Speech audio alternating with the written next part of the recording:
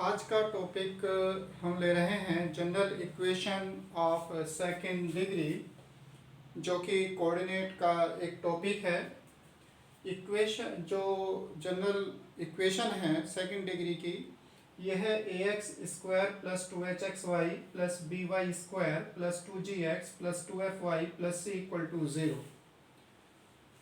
तो इसमें हम ये डिस्कस कर रहे हैं कि ये कब स्ट्रेट लाइन को रिप्रेजेंट करती है और कब कॉनिक्स को रिप्रेजेंट करती है, यानी पैराबोला, हाइपरबोला, इलिप्स, सर्कल को रिप्रेजेंट करती है।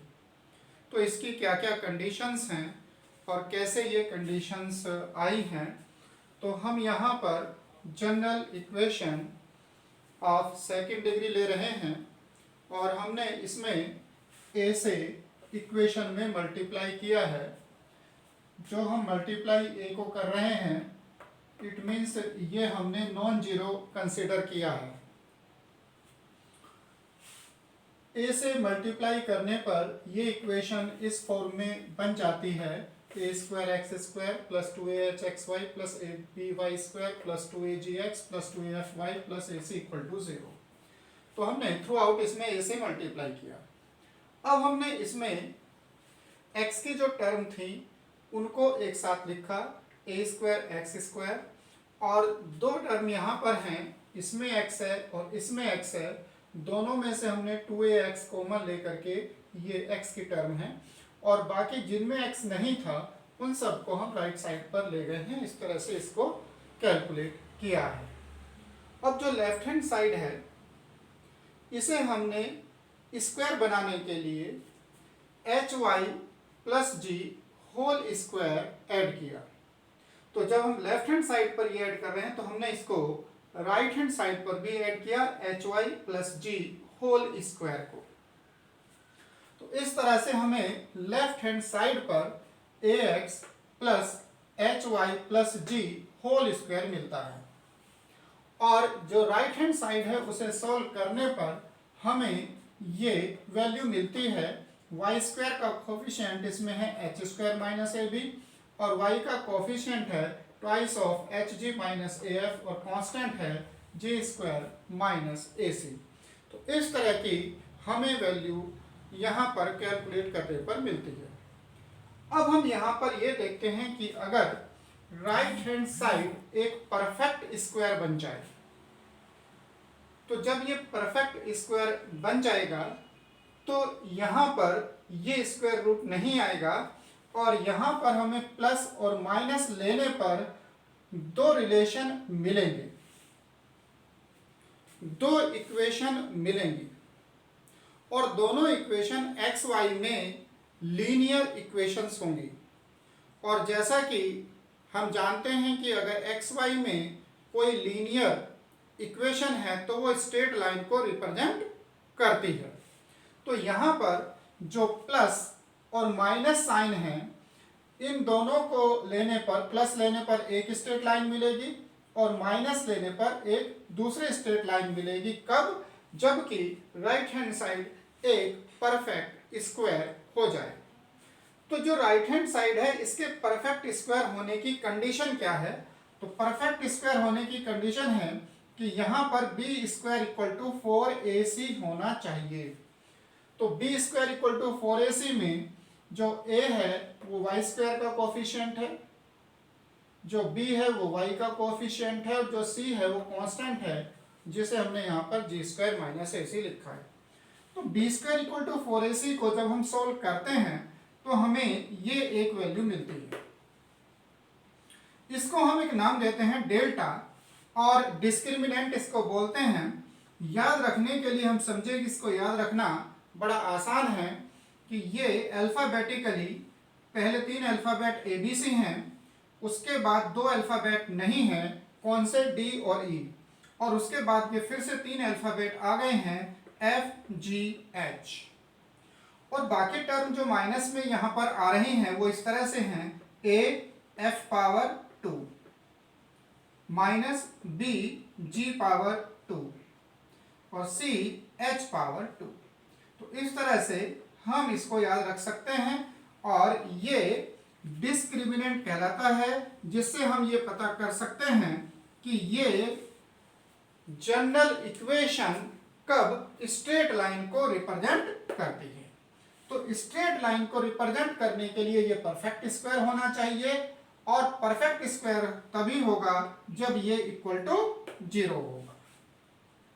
अब हम इसमें ये देखते हैं कि डिस्क्रिमिनेंट डेल्टा इक्वल टू 0 है, और उसी के साथ साथ ये एच स्क्वायर माइनस ए बी भी 0 हो जाए, तब उस केस में H G minus A F भी 0 हो जाता है। अब इसमें केवल बचेगी कांस्टेंट टर्म, और ऐसा करने पर फिर हमें जब प्लस माइनस लेते हैं कांस्टेंट टर्म के साथ, तो केवल जो कांस्टेंट टर्म है उसमें डिफरेंस आएगा, एक्स और वाई के जो कोफिशिएंट है उनमें कोई चेंज नहीं होगा। तो हम कह सकते हैं कि अगर H square minus A B equal to 0 हो जाए तो स्ट्रेट लाइंस पैरेलल हो जाएंगी। तो H square minus A B 0 हो जाए, किसके साथ साथ, जबकि ये डेल्टा हमारा 0 है, तो हम कहेंगे कि जो स्ट्रेट लाइन रिप्रेजेंट हो रही हैं वो पैरेलल लाइंस हैं। लेकिन अगर हम ये कहें कि जी स्क्वायर माइनस ए से भी 0 हो जाए, तब वो लाइंस कोइंसिडेंट हो जाएंगी, संपाती रेखाएं हो जाएंगी।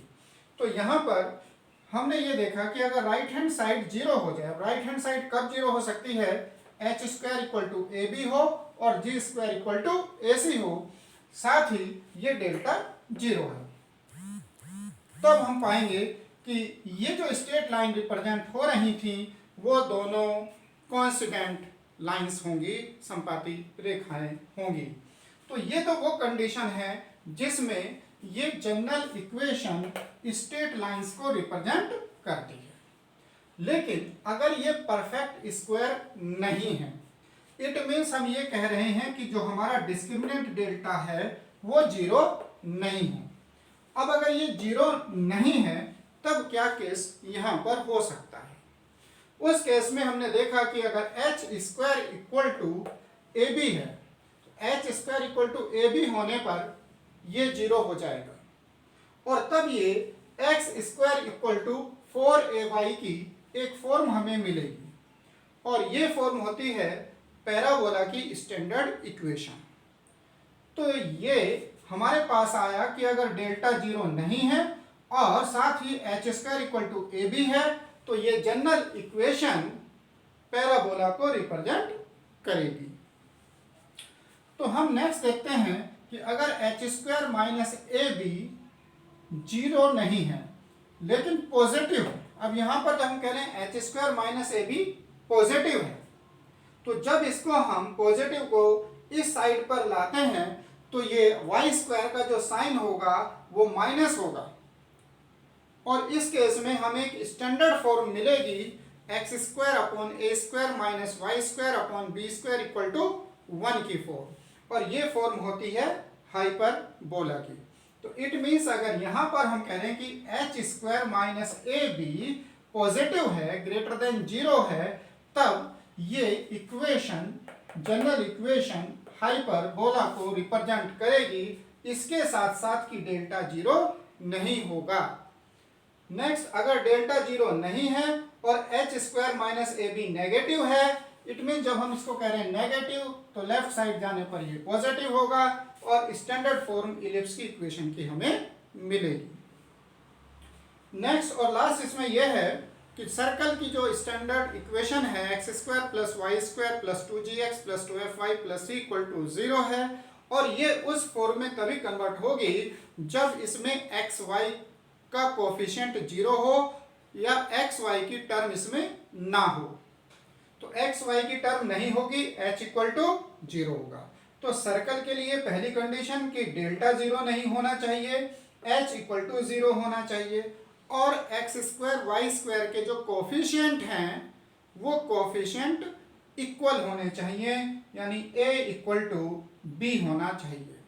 तो general equation of second degree, अगर इसमें ये डेल्टा डिस्क्रिमिनेंट 0 है तो ये स्ट्रेट लाइन को रिप्रेजेंट करता है, और अगर ये डिस्क्रिमिनेंट डेल्टा 0 नहीं है तो ये इन कॉनिक्स को इस कंडीशन के साथ रिप्रेजेंट करेगा कि अगर H square equal to A B है तो पैराबोला, एच स्क्वायर माइनस ए बी ग्रेटर देन 0 है, हाइपरबोला एच स्क्वायर माइनस ए बी लेस देन 0 है, इलिप्स और h इक्वल टू 0 और एक्स स्क्वायर वाई स्क्वायर के कोफिशिएंट इक्वल हैं, तो ये सर्कल रिप्रेजेंट करता है।